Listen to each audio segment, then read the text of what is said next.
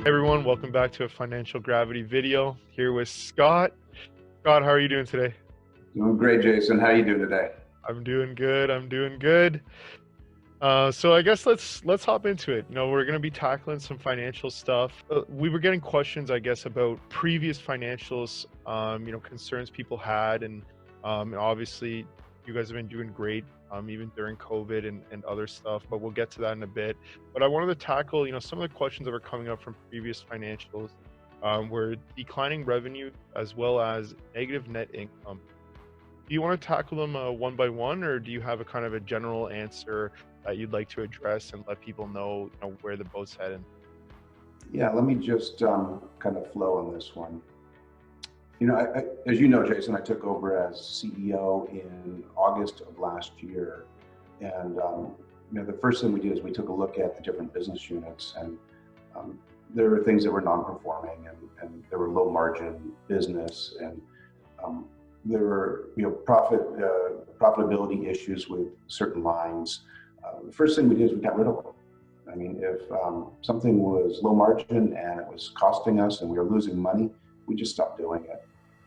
So what we've been really focusing on, Jason, is we've been focusing on getting profitability, and turning the entire business model around so that we're fiscally responsible. I think that's really important as a company. You got to be fiscally responsible.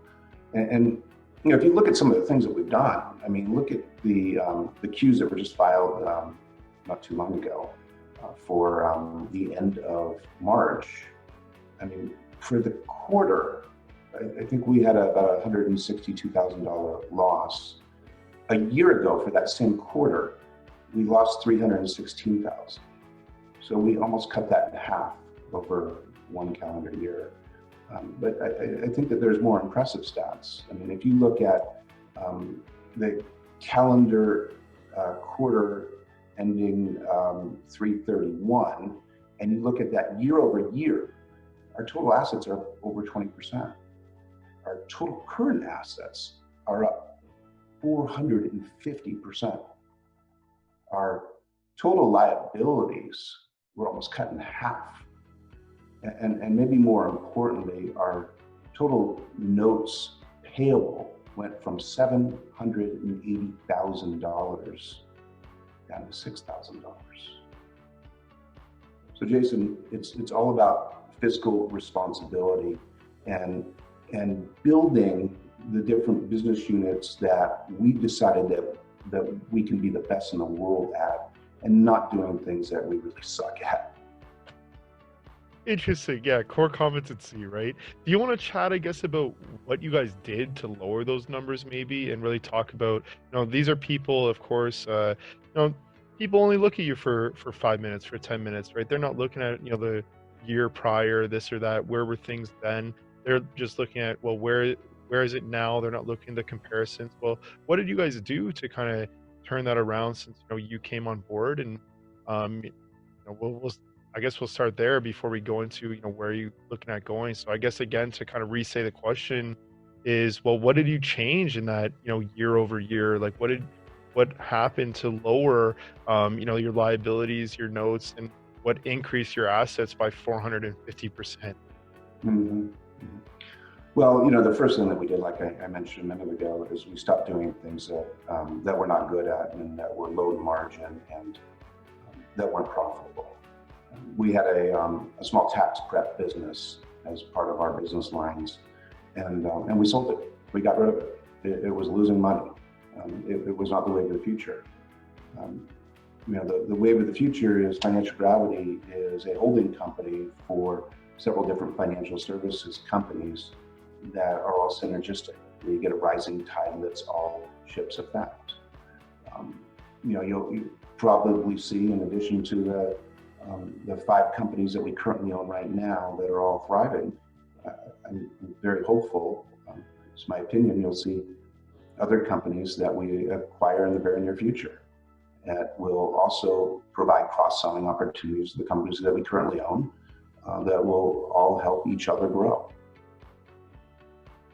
Interesting. Yeah, I mean, so you guys are focused on what you're good at. I mean, I guess talk to people, who are, all they do is look at the numbers. They get the first time looking at financial gravity is then looking at, potentially the quarters. I guess talk to them about, you're the captain, where you see the ship going and what you guys are changing and, adding going forward. You can keep it high level. You don't need to give anything away, but maybe, just to, reassure these people that, hey, this is a good boat to get on. Yeah, yeah. Jason, I think one of the most important things that isn't currently reflected in our Qs or our current financials is the acquisition that you and I have talked about. Forta Financial Group is now officially approved by FINRA and under our umbrella. And you're going to see that reflected in our financials in the next Qs. You're going to see that that acquisition alone creates stability. It creates diversification in revenue streams. It doubles our revenue. It's a huge win for us. And I think that investors that get in on the ground floor right now are going to reap that benefit. Awesome. No, I think it's clear. I mean, I think something that's always been a big model that you push is, rising tides lifts all ships. Cross-selling and really looking at what you're good at. Is there anything you want to tackle in more kind of information for people that might have their initial outlook is, oh, it's kind of negative. There's these issues, there's those issues. Obviously you've only been here not even for a year. Is there anything you want to touch on kind of, direction, any of the previous negatives that you guys have been cleaning up? Sure. Jason, can you see the slope of my arm right now? Can you see my arm? That's us. We're going like this, straight up. Our debt has gone in the right direction, which is down. Our profitability has gone in the right direction, which is up. Our sales are going up. We've created more diversification of revenue streams. There's just nothing not to like here.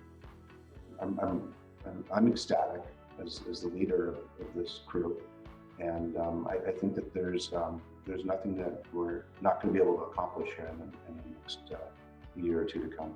Yeah, and I think this is another perfect time to kind of talk about kind of financial stability of people, and we've chatted before where what are some of the outcomes that COVID will have on the financial world and for people's finances, a lot of their planning. We've said it's easy to make money when everything's going up, but when things are uncertain, that's when they look for financial planning and guidance. Do you want to talk about that again? We're talking about direction. I feel like it would fit in perfectly to kind of let people know, now's the time that these types of services grow, and now's the perfect time to be launching, these types of services. Yeah, absolutely. There's so many different elements to this, Jason. One, when there's disruption in the market, investors get concerned and they look for answers. And when they look for answers and they're unhappy with the answers that they're getting from their current advisors, they look for other advisors. So for advisors that are good at their craft, good at what they're doing, it's a huge opportunity. We've had to pivot, we've had to shift. Instead of our advisors doing live seminars where they get in front of people and they press the flesh, now they're doing it like we're doing it right now, video conferencing. It's a little bit of a different world, but it's working well. It's interesting. You try to do a seminar and you can put 30 people in a room, but you do a webinar and you can sit in front of 50, 60, 100, 200. I mean, the sky's the limit, right? There's no boundaries because of the four walls of the room that you're in. So the reach is actually quite a bit greater. Other businesses that we currently own, if you look at Empath Advisor Resources, it's an insurance-based business. We have guaranteed products in the insurance realm that you don't have in the securities business, right? I mean, there are fixed index annuities that give you upside participation in the stock market without the risk of the stock market.